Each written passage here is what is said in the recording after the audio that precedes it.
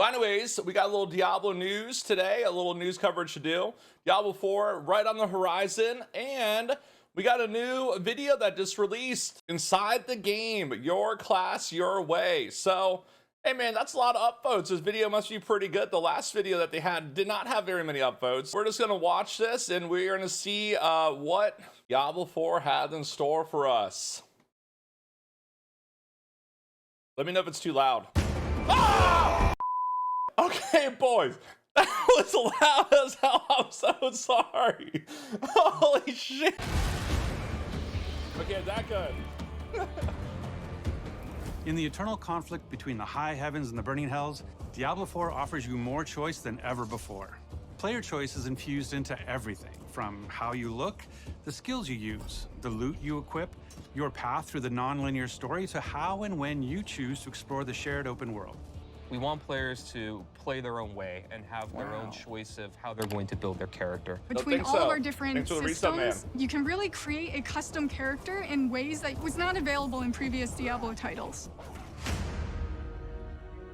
When you log into Diablo 4, the first thing you're gonna have to do is create your character. And those familiar with Diablo are gonna be very familiar with the screen with all the classes sitting around the campfire. Iconic. In Diablo 4, we got 5 classes. The Barbarian is your fantasy of a fierce warrior or fighter. The Barbarian is the weapon master of Diablo 4, being able to pick up any weapon, jump into the fray, and do really badass stuff with it. They're very strong, they're very physical. They can take different weapons for different situations and use them to their maximum effect. The Sorcerer is really your elemental mage. You have fire, ice, lightning. You can either focus on one or you can kind of be a jack-of-all-trades mage and use abilities from all 3. They're a little more fragile than other classes, tend to be more ranged. The Rogue, unlike the Barbarian, they are a little bit more clever. They're very fast. They have the ability to imbue their weapons with different elemental energies, and they can modify them to do different things. The Rogue has 2 different types of play styles. You have the ranged crossbow type gameplay, or you have the in-your-face daggers,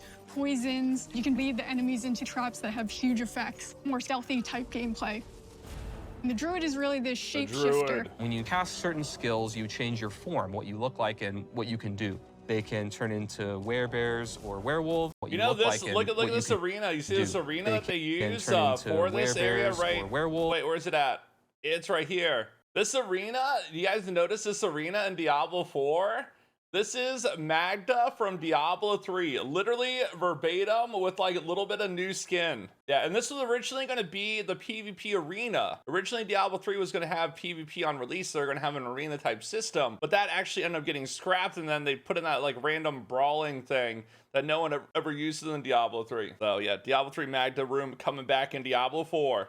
You change your form, what you look like and what you can do. They can turn into werebears or werewolves. If I cast... Well, it's not unusual for companies when developing like a new title to reuse certain assets, reskin assets. It's very normal within the industry. You'll notice a lot of the dungeons are inspired by dungeon layouts in Diablo 3 and even previous titles, right? We saw like Keep Depth stuff, we saw like Catacomb stuff, we saw like Cavern stuff. They just like reskinned it, they resized some stuff, but yeah, essentially it's almost the same layout if you pull up the mini-map. It's a werewolf skill. I turn into a werewolf and I do werewolf things. If I cast like Pulverize, for example, which is a werebear skill, I turn into a werebear, I slam the ground really hard. Fits the fantasy, it's pretty cool. They can also become masters of nature magic 17 with earth damage. And storm magic. Last but not least, we got the Necromancer. They raise armies of the dead. They have different types of minions. You've got your skeletal warriors, your skeletal mages, and then your golem. You have blood magic or bone magic that you can also take advantage of and tackle combat that way. If you've played a previous Diablo game and you enjoyed a certain play style, you can actually bring that into Diablo 4, or just try something completely new. No matter which class you play, there's going to be multiple different avenues and fantasies that you can chase. You can customize your character in ways you've never been able to before, with near-endless character creation and transmog options. In previous Diablo games, you had to be... And I'll give Diablo 4 credit. Even though Diablo's not a free-to-play game, the base cosmetics that you just find on the ground look extremely good, and the paid ones that they showcased also look good. But there's like the thing that they've shown so far, there's instances where I would use the ones that just naturally drop in the ground or that are assigned to uniques or legendary items over a paid one. And then even in terms of character customization compared to like other straight up ARPG titles, it's bound better than anything that we've had within the genre so far. So I would like a little bit more customization for the characters, you know, like just making like side adjustments, doing proportions, like adjusting facial features a little bit more to your liking instead of just like scrolling through your presets and everything. But overall, I'm happy with it, right? You attach to certain archetypes and look a certain way, and in Diablo 4, it's really up to you how you want your character to look. You'll be able to choose from different facial structures from people all over the world. No matter where you are, you'll be able to say, hey, I can actually make someone that looks like me or looks like someone from my part of the world, which we're really proud of. You can pick a hairstyle for your character, and every class actually has a specific hairstyle that no other class can use. You can pick your eye color. We have some really fun ones. We have eye glowing, we have a bloodshot type eye, and then you can actually pick a marking, which is a tattoo or a design that covers your entire character, and there are dozens of those. Transmog is the idea that you can take a piece of gear and change the appearance of it to look like a different piece of gear. As far as aesthetics, the sky's the limit. However you can think of making your character, you can make it that way. Everybody's going to look completely different in Diablo 4. That's almost that. One of our pillars for class design in Diablo 4 is this idea that we want players to play the way that they want to. When you first start the game, we introduce you to the idea of the skill tree. As you level up, you get access to these different skills or passives or upgrades to make your character more powerful. Each category has a few different skills that are all similar. They're either all defensive or all offensive, all ice or all fire. You can either focus on a very specific section or you can pick and choose. The first skill point when you unlock a new skill is going to give you access to that skill. After that, you can put additional points into any skill that you have, and it's going to make it better, whether it increases the radius or adds some new effect or reduces the cooldown through some special way. You can actually branch out in a very different direction, even if two characters actually started at the same place. The Paragon board is a late game system that once you've completely filled out your skill tree, you think you have a build, it will really let you delve into the theory crafting and the depth of Diablo 4's skill system. And these boards, they can move through them spending their Paragon points, and they have nodes that give them very basic stats like intellect or dexterity. We also have more powerful nodes. We have rare nodes that have different effects where they can totally modify a skill to do something additional or different, or they can even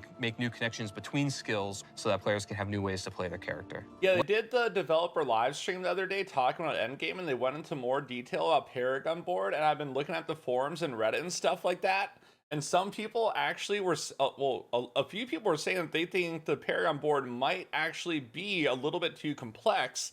Because essentially, after you hit level 50 max level, right, and then you do your what do they call, a flagship dungeon, and then you unlock the next world tier and stuff, and like as you start gaining your Paragon points up to level 100, you get like 220 points to allocate, and you get a bunch of boards that you could distribute your skills, and you could flip them and rotate them. It's almost like Wolcen. You guys remember the Wolcen skill tree? How in Wolcen you could rotate the rings and you could mix and match it? Essentially, that's what the Paragon board is. It's like a hybrid of like the Final Fantasy X Path of Exile system with a little Wolcen in it, and you just like rotate the board. But the Paragon board honestly looks like it had the decent amount of customization outside of +5 main stat memes. The threshold jewels, the rare sockets, the legendary sockets that they showcased so far, your ability to level up the glyphs. The glyphs are kind of like an enhanced gem from Diablo 3. You know, Diablo 3, you do a rift, you get to the end, you level it up against enhanced power. Same exact thing for Diablo 4. So yeah, you're gonna be able to do some interesting customization stuff, I think, with the Paragon board to really distinguish your build from other people's builds. It will add that layer of complexity, I think, for you to min-max. Like you'll actually have to sit there, right, 100% with how many points you have and everything else,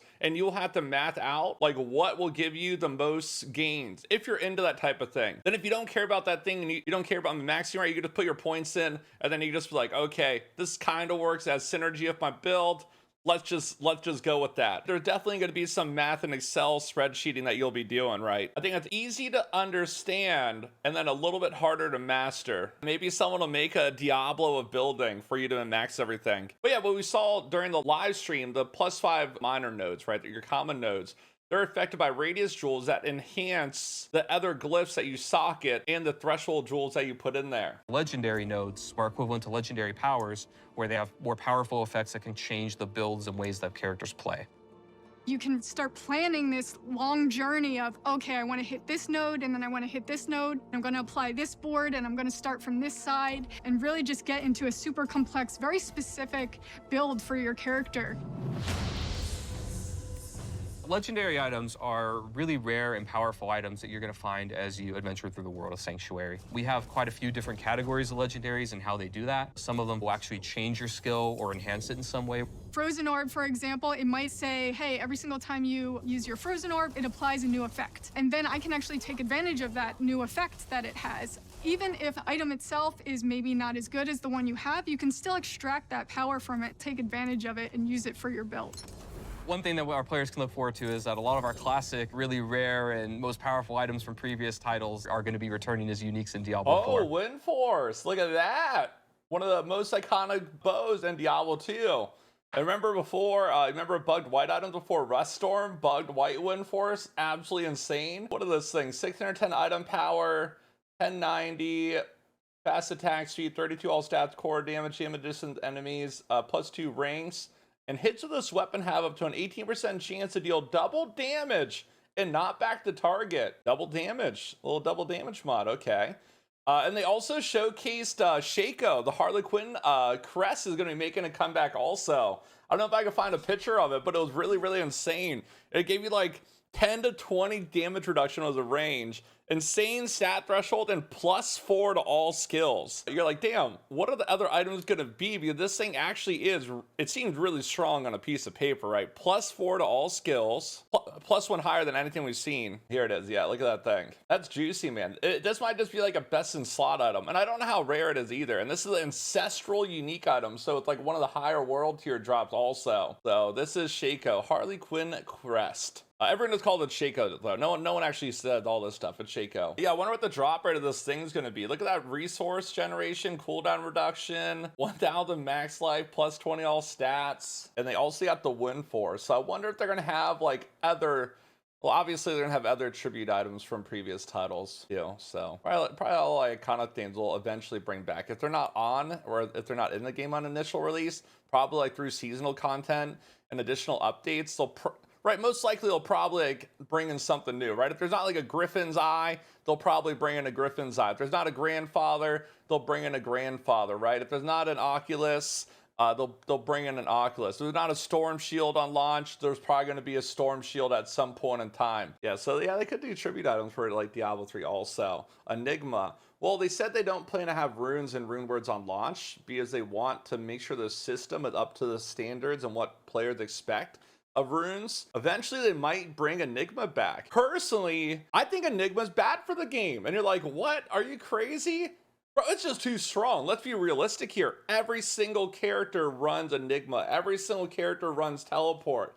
It like really kills like build diversity. But Enigma like kind of enabled like other classes to be as efficient as Sork at farming, which is good. Okay, let's see what else we got, boys.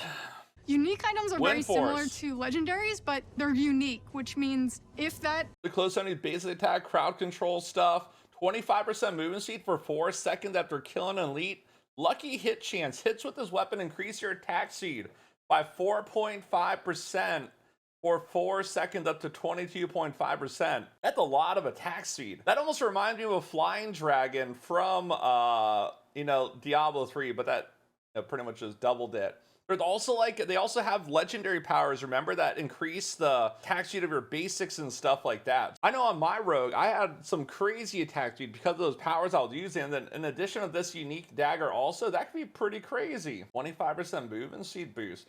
So it's not like Diablo 3 movement speed, but yeah, maybe like an endgame like dungeons, you'll get moving pretty quick. Ability is actually on a chest piece. When you pick up 6 blood orbs, a free bone spirit. Oh, they showcased this other day. I'm pretty sure the bone spirit rolls like 1 to 3 also. Like the range on your attributes is pretty big. Just because you get like an item like a legendary, ancestral, sacred one, unique one, doesn't mean it's going to be, you're going to use it forever, because everything has pretty large ranges in Diablo 4. It's always going to be on that chess piece because it's more powerful than a regular legendary effect.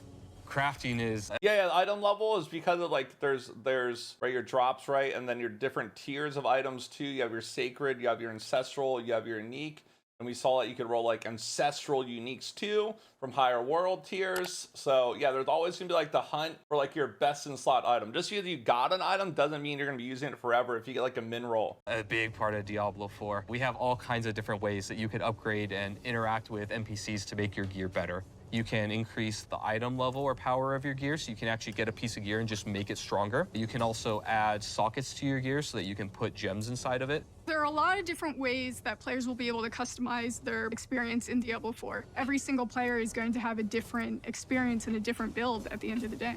Because we have all of these different ways to make your own character, there's a lot more possibility compared to previous titles of how you want to play, how you want to build your character. We really are doubling down on this idea that you can look the way you want, you can play the way you want, you can really make your own fantasy in this game. Hell welcomes all, and so does Diablo 4.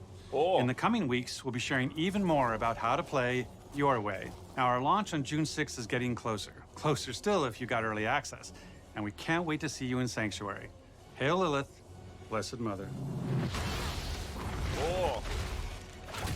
And they got that May 12th beta weekend coming up too for everybody. You don't have to pay like early access. And there's like some new things you can unlock too. They're the very, very important thing that was showcased here today, and a lot of people missed it. I tweeted about it earlier. But at the 254 mark, when they're showcasing characters, there's one thing that's very, very important that a lot of people are wishing for. There is the skip campaign button. Look at this. This is something that people love for replayability, because doing the campaign is fun for a lot of people the first, maybe the second time for lore reason. We don't really know what the skip campaign button is going to do. We don't know if it's just going to enable you to like only level like through dungeons and different overworld activities, but we can actually skip the campaign though, which is going to be cool. Also, in addition to that, a little bit more news here. They're talking about the end game a little bit. You know, max level in Diablo 4 is level 100. Joseph Pi Piora, one of the lead designers on Diablo 4, basically answered a question. He said reaching level 100 will take 150 plus hours for the average player experience. So 150 hours to hit max level in the game. That's a sizable amount of hours, right? That's a sizable amount of hours. I wonder how quickly you speedrun it. Maybe like 100 hours or something like that. Let's put it this way though. In Path of Exile, the average player hits max level in under 24 hours. Right, that's how, or not the average player, but like the quicker players hit it within 24 hours. And then like your normal player could hit it like within a week playtime. Well, actually, no, 150 hours is not bad to hit max level, because max level in an ARPG is not the end moment, right? ARPGs are all about finding the loot, bettering your character, and then at some point in time, right, we know there's gonna be some type of leaderboard, some seasonal stuff, so there's gonna be some competition related things. So 150 hours just to get your character up to maximum power level, and then still needing to do your loot finding and all the other stuff. It should give you plenty of replayability, right? They changed the font based off player feedback. I guess this is the old font, this is the new font. It doesn't really bother me. I thought both of them looked all right, but some people thought it was like a drastic improvement. So yeah, I'm happy for you if you thought it was a drastic improvement. I'm content with both fonts. Do you think the old one actually looks better over here? The old font is here and the new font is there. Which one do you guys like more? You guys actually like the old one more. We're gonna have to send a little letter in. We're gonna have to send a letter in and tell Blizzard to change it back. Listen up, Blizzard. We got some shit going down. We need the fonts to be changed back to what they used to be. Okay, I think that's it for the Diablo news. I think that's it.